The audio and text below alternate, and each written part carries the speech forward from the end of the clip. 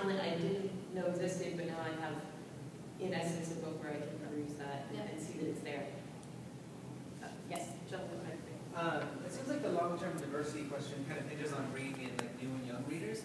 So I'm curious to know what concerns you all think go into creating gender-conscious comics for children and young adults, and how that differs from creating gender-conscious comics for adults. I actually write graphic novels for young adults and for, I think, what they call tweens. I'm doing a series. I originally signed a contract for 3 books, and then I signed a contract for 3 more. I'm currently starting to script number 5. The series is called the Chicagoland Detective Agency, and the main characters are a 12-year-old Hispanic boy who's a computer wizard, a 13-year-old Japanese-American girl who reads manga, and writes haiku, and a talking dog who's the real brains behind the outfit. And my characters are equal. You know, it's as simple as that. I mean, they all have their strengths, including the dog. I just finished with the same publisher. My publisher, by the way, is called Graphic Universe, and my editor is named Carol Burrell, and she is wonderful. She is open to my ideas, and you don't know how refreshing that is. I just finished for younger teens. It's still being illustrated, actually. They're doing another series. Well, I guess for teenagers, really, not just younger teens. They're doing a series aimed specifically at teenage girls called My Boyfriend is a Monster. And I'm one of the contributors with one graphic novel. They've already done My Boyfriend is a Frankenstein monster, My Boyfriend is a vampire, My Boyfriend is a zombie. I'm doing what I really think is the most romantic, and that is My Boyfriend is an angel. And, you know, I can't tell you, if I cry when I write a script, that means it's good. I mean, my whole writing is good. So, yeah, it's wonderful to work for teens and preteens. And so far, you know, we have a good audience and they like it. Yeah, I work with kids too, and I do a lot of art teaching with them too. Sometimes art therapy stuff, depending on kind of what I'm teaching. And comics is actually really something they respond to both genders hugely. And I use a lot of autobiographical stuff with them because kids really like to talk about themselves and what they're doing and what they're experiencing. And sometimes they'll go off into like total fantasy, you know, make-believe stuff. But also sometimes they just want to like tell you the story about they went here with their family and they did this thing. And getting kids to feel comfortable in their own narratives, to tell their own stories, and that's legitimate and a good way to express themselves, I find is really helpful. And there's a variety of stories that come out of that. There's a lot of things that they can relate to other people about too, where they find similarities in their families or across cultures or whatever. Again, though, I think Bonnie's right. Treating children like they're stupid is the worst thing you can possibly do because kids are not dumb. They're inexperienced. They're not stupid. There's a big, big difference. And don't assume that just because you're young, you need your juvenile humor. Right. I didn't like when I was a child, so I did as an adult. I'm sorry.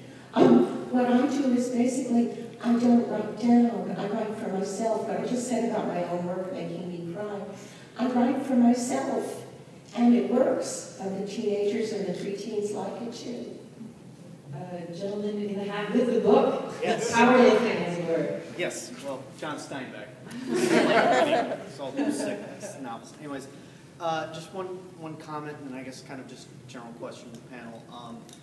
If you think girls don't like comics, and to me comics has always been a medium, it's not a genre, because yes, superheroes kind of became dominant, but then it was like, you know, EC comics, horror comics, seduction of the innocent, blah, blah, blah, backlash, that whole history, I think everybody knows that. But if you don't see that, go watch any Masquerade, and there's at least half of that are female entries. I mean, there's mixed stuff. I mean, I just came from Gallifrey 1, just a big Doctor Who convention. There's a lot of women there. A lot of women Doctor Who is too. It was awesome. Yes, but I know we're talking about sort of the socio-political bent on the whole, you know, why are women sexualized, and I've seen a lot of the arguments on that. But what I haven't really seen, you guys have obviously worked for the the big two or big three, however many of them, I would assume, or you've been exposed to that. Does it just come down to the almighty dollar, unfortunately, and that's because that's what pushes it, and that's what they think will sell, and because they're, you know, I mean, when we look at, say, like, the TV shows, I've gotten my fix off of a lot of characters because they have character development. It reaches a much broader audience where comic books are, I guess, more of a niche industry, especially now because they're not selling 10 million copies of single issue every month like they were in the 40s. When you didn't have television, nobody owned radio, you went to movies, all that kind of stuff, and you had to have broad-based genre entertainment. Whereas now it's like, well, you know, there's people who are affluent because these things are costing upwards $5 a pop, and this was before the 90s with the collector's phase and all that. But is it just kind of, it gets down to that, and we're just going to go with Sixx sells?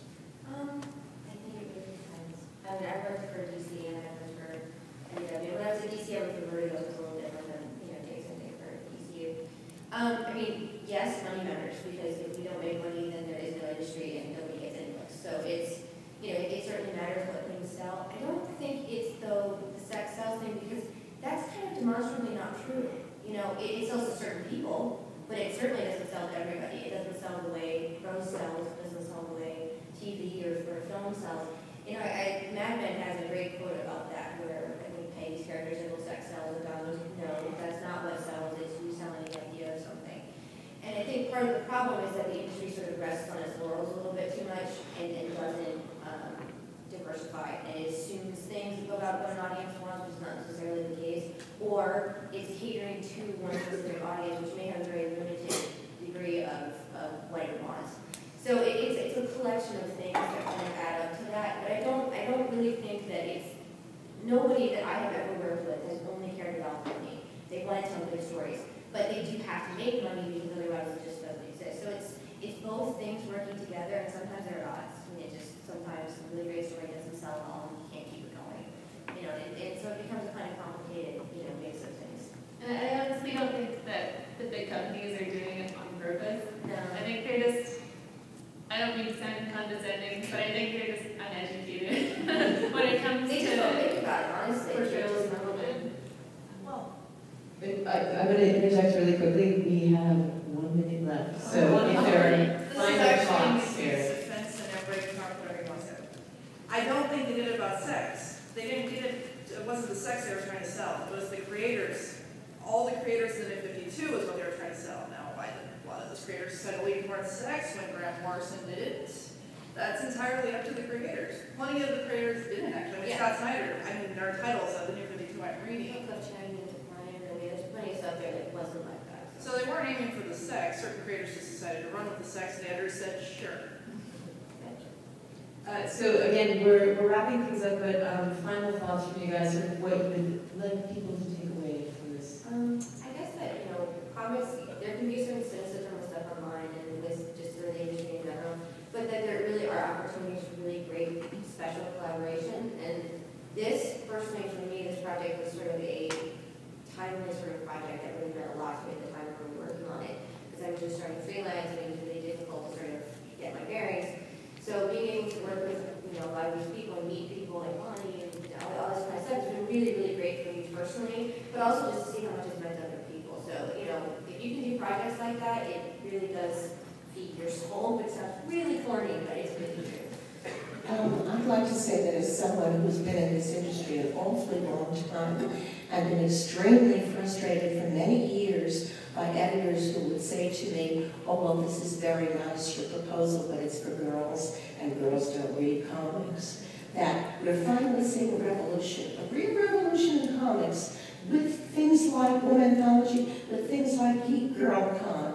I think that finally comics are changing, and I am so happy that it happened in my lifetime.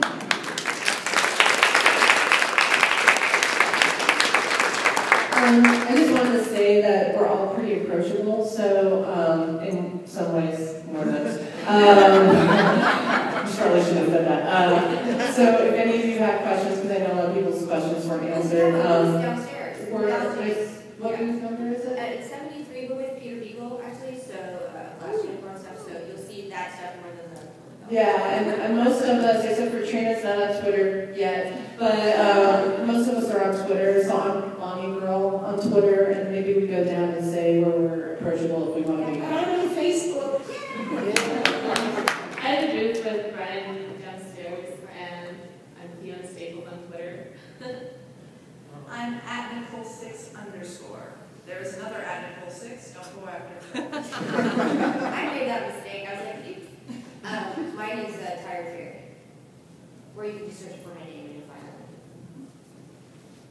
You know, I love the image of Tired Fairy.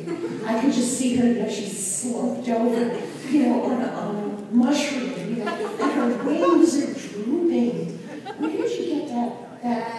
That's kind of how I feel most of the time. Guys, thank you so much for coming. We've got another